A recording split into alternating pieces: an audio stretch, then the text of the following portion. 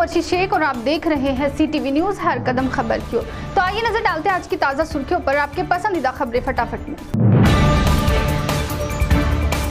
बीते दिनों चंद्रपुर महानगर पालिका की आम सभा में हुए हंगामे के बाद काफी सुर्खियों में रही चंद्रपुर मनपा।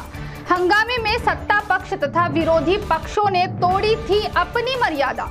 गाली गलौज से लेकर जान से मार देने तक की दी गई थी धमकी, जिसके बाद विरोधी पक्ष के नगर सेवकों पर की गई थी कार्रवाई, किंतु मनपा पदाधिकारियों पर नहीं लिया गया कोई भी एक्शन। इस संदर्भ में शहर विकास आघाड़ी के गट नेता पप्पू देशमुख तथा नगर सेवक दीपक जायसवाल ने की मुंबई में जाकर नगर विकास राज्य मंत्री प्राजक्त तनपुरे से मुलाकात और मनपा पदाधिकारियों पर कार्रवाई करने की मांग। इस समय नगर विकास राज्य मंत्री द्वारा जल्द से जल्द उन पर कार्रवाई करने का दिया गया आश्वासन। चंद्रपुर जिले में राजुरा के विहिर गांव तथा मुरली में महाराष्ट्र विमानतल विकास कंपनी द्वारा निर्माण होने वाले ग्रीनफील्ड विमानतल के लिए वन जमीन अधिकृत करने का प्रस्ताव दोबारा मुख्यमंत्री के समक्ष प्रस्तुत करने के निर्देश वन तथा सामान्य प्रशासन राज्य मंत्री दत्तात्रेय भरने ने वन विभाग के वरिष्ठ अधिकारियों को दिए। राजुरा के विहिर गांव तथा मूर्ति में अगर विमानतल की निर्मित होती है तो जिले में औद्योगिक विकास की गति तेज होगी।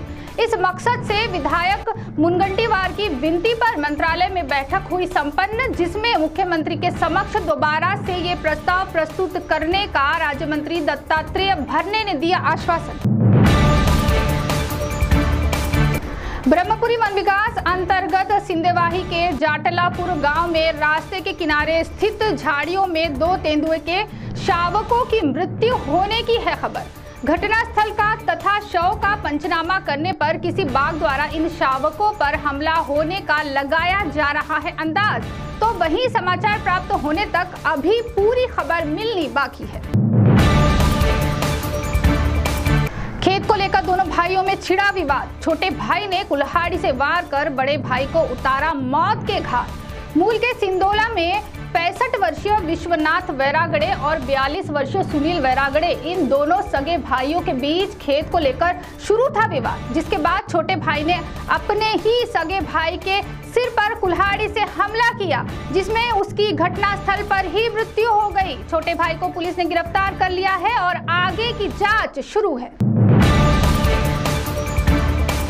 चिमूर नेरी से देशी शराब की तस्करी कर रहे मोटरसाइकिल चालक को नेरी पुलिस ने किया गिरफ्तार। आरोपी के पास से 49,750 का मुद्दे माल किया गया जब्त। जानकारी है कि सावरगांव निवासी आरोपी 27 वर्षीय निखिल भरडे यह ग्रामीण भागों में अवैध तरीके से शराब बिक्री करने वाले लोगों को शराब पहुंचाने का काम करता था, जिसके चलते आरोपी पर की जा रही है कार्रवाई।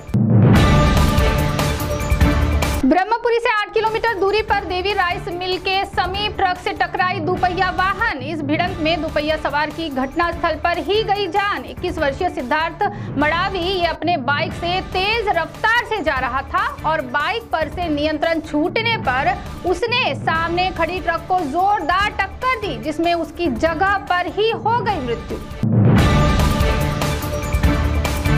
वनी के मानकी में चोरों ने मचाया शोर। 4 घरों में सेंधमारी करने की है खबर, जिसमें एक व्यक्ति शालिक पुंड के घर से चोरों ने नकदी पैसों के साथ कई जेवर चोरी किए, जिसमें उनका 2 से 2.5 लाख का नुकसान होने की है खबर।